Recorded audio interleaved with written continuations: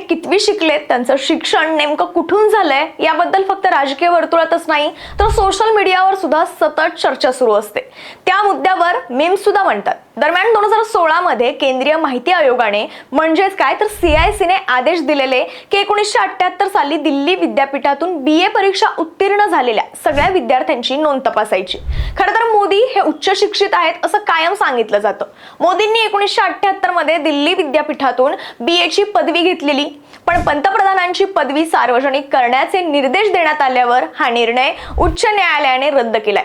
CICचा हा वादग्रस्त आदेश रद्द केला जाऊ शकतो अशी टिप्पणी न्यायमूर्ती सचिन दत्ता यांनी निकालात केली आहे।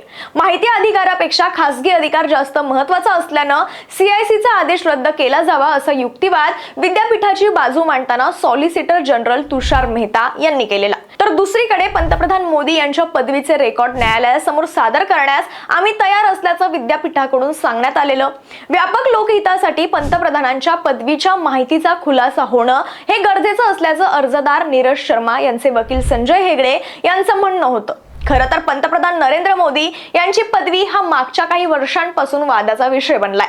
लोकसभा निवडणुकीदरम्यान मोदींच्या प्रतिज्ञापत्रानुसार त्यांनी 1983 मध्ये राज्यशास्त्रात प्रथम श्रेणीत MA सुद्धा उत्तीर्ण केले। या 2 वर्षांच्या अभ्यासक्रमात मोदींना युरोपियन पॉलिटिक्स, भारतीय राजकारण विश्लेषण आणि राजकारणाचे मानसशास्त्र असे विषय होते। पण या सगळ्या पदवीच्या मुद्द्यावरून कितीही वाद किंवा चर्चा होत असली तरी अद्याप तरी मोदीजींची पदवी मात्र ही गुलदस्त्यातच आहे। या सगळ्या मुद्द्यावर तुमचं मत काय आहे? कमेंट बॉक्समध्ये व्यक्त व्हा आणि ही रील जास्तीत जास्त लोकांपर्यंत शेअर करा।